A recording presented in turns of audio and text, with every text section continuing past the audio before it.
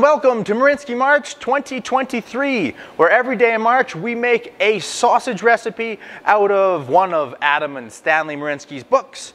Last year we did home production of quality meats and sausage, which I think is one of the best sausage books out there still. It gives you the how and why behind what you're doing in sausage making. But this year we're doing recipes out of the new book, 1001 Greatest Sausage Recipes, which is a gift to us sausage makers and meat enthusiasts. Adam and Stan have traveled across Europe and North America for the last 20 years compiling recipes, and they put it all into this jumbo book. What's even better is Stanley has sent me 5 copies to give away to you guys over the course of the month, and all you got to do to get qualified is leave a comment in the videos and I'll find you and I'll send you a copy if you're one of the lucky winners. So, without any further ado, let's get into 1001 Greatest Sausage Recipes by Adam and Stanley Marinsky. Hello and welcome to another episode of Marinsky March in 2023, where we're doing a recipe a day every day in March from 1001 Greatest Sausage Recipes by Stanley Marinsky. And today we have randomly selected the Patatera Extremena. From page 398, it reads, "La Extremadura is the western Spanish province that borders Portugal. The main ingredient in the sausages are potatoes. Patatera means potato in Spanish." This is a very, very weird sausage that I have never seen before, and I am not sure how it's going to turn out, because I've never fermented spuds before.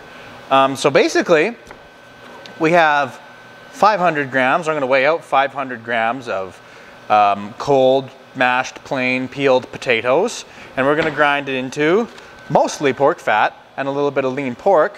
Then we're going to add our spices, which is like a lot of garlic and paprika, as you can guess, coming from Spain, and add a bacteria culture, ferment, dry, and snack on it, and hopefully we don't get upset stomachs at the end of it. We're going to run all this through a 1/4 millimeter plate. 1/4 millimeter? Trying too hard. 6 millimeter 1/4 inch plate. All right, weigh out 500 grams of spuds. It says to run them through the grinder. So, the main concern I'm having with this one, as a Westerner that's not rooted in sausage fermenting history, is these potatoes, like a key element of making a fermented sausage is getting them to dry. And two things kind of make it difficult to dry. That's if like your fat smears, which might have happened in one of the other episodes this month. I'm still waiting to find out. But if you have a smear, it's like a wall, and it's hard for moisture to get through fat. It'll travel around meat particles and out meat particles, but fat just dries a lot slower. So this has a lot of fat in it. And then the other thing is potatoes. I have no idea how they dry and ferment and how things move around them, or if they're very dense. I don't know. They're kind of fibrous and they're mashed, so I'm worried sending them through the grinder is going to make the walls of the potatoes tighter and harder for the meat to dry. But anyways, enough of my worries. Let's grind some meat and fat and potatoes. Okay, here we go. Now I have ground and made potato sausages before, but never fermented ones. Like last year we did the Swedish potato sausage. I've made a roast beef sausage on the channel before, but they're all fresh and just get cooked right away. They're never fermented, so. A little different looking. It looks like it's almost pure fat, which 40%, this sausage is 40% fat. Nothing wrong with fat though, fat's yummy. Okay, then the next step is to add the spices. I have the bacteria sitting in some water right here, getting activated, which we'll add after. That is the nice thing about this one. We do get to add culture. Some of the other ones, you just are depending on the garlic and paprika to inhibit the bacteria. Hopefully you're starting with clean enough meat. Some of the other ones from the month, I mean, you should almost always, in my opinion, use cure and bacteria culture. If you're making a fermented sausage, it's just a little safer. It's what I've learned. We'll see at the end of the month though. Maybe I change my tune. But in goes the Spanish spice mixture. It smells good. Garlic, paprika, and potatoes. And the fat was pretty well frozen, and so was the pork before I ground it in here, guys. So not gonna mix too much. It is getting a little sticky. And I will add in our bacteria. Our lactic acid bacteria. That's gonna drop the pH. The Patatera Extremena is ready to stuff. Stuff firmly into 36mm hog casings. Will do. Load up our casing. Okay, that's probably a lot. It says stuff firmly and make loops. Okay, firmly stuffed.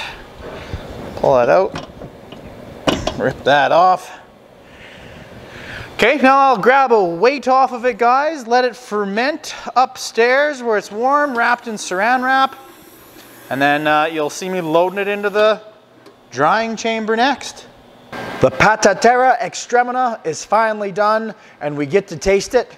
This one, I must say, definitely piques my interest of all the sausages we made this month. It is definitely something that I don't make regularly. In fact, I've never made it at all. It's basically sugar, garlic, paprika, and fermented meat and potatoes. I don't even know if you can ferment potatoes, but I was looking it up online. This is a relatively common sausage in Spain. It wasn't that hard to look up, so they must eat these all the time and get away with it. Otherwise, there'd be dead Spaniards all over the place from food sicknesses. So, let's have a bite. It doesn't say how to cook it. You just eat it straight up on a piece of bread. That's what I've seen on the advertisement. So let's cut into it and see. And I guess before I dive into it, the sausage casing on the outside of this one was actually kind of a bit soft feeling. It would have a little bit rubbery. So it's finished up yesterday, and I did just leave it hang out at room temperature overnight to try and get that outside to dry up a little bit so we weren't choking on it. But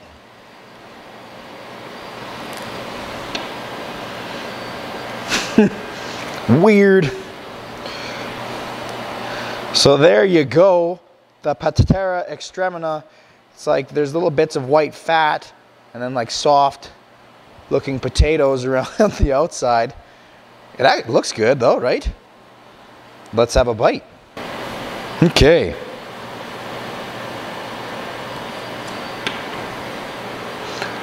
Here's the meat and potatoes. Smells quite strong in the paprika department, as typical for a Spanish sausage. No off odors. It's not really like a typical sausage texture. It's soft, obviously, from the potatoes, but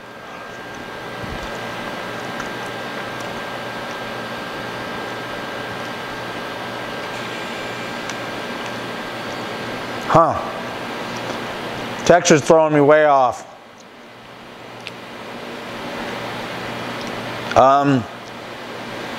That's so weird.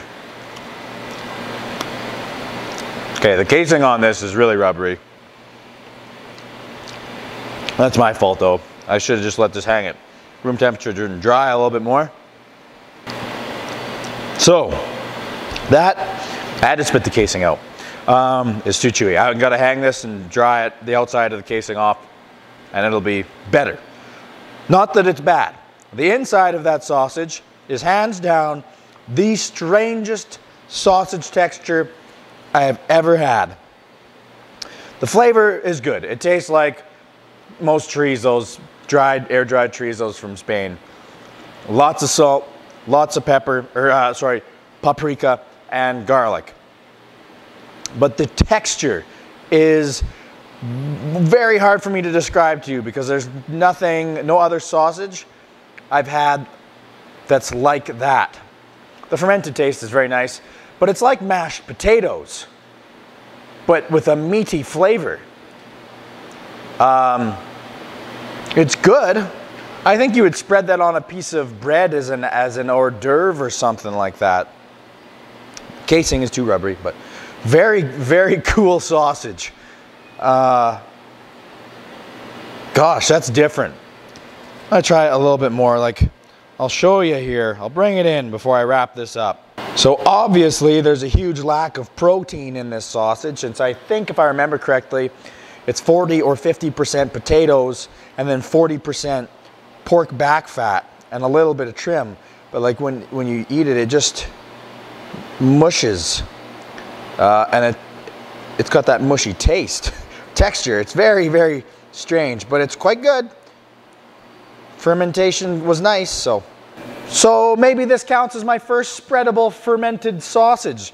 Spreadable fermented sausages are a little bit more difficult to make because the moisture content has to stay kind of high so you can spread them. So very, very neat sausage. And I don't know about the potatoes and meat. Hopefully my tummy's okay tomorrow. I'll let you know if it isn't. But that wraps up the Patatera Extremena episode of Marinsky March. We got this out of 1001 Greatest Sausage Recipes by Adam and Stanley Marinsky, and I hope you enjoyed it. If you did, give it a thumbs up and subscribe, and we'll do another one tomorrow. It's like, it's almost like you're eating really tender raw meat. Freaking weird.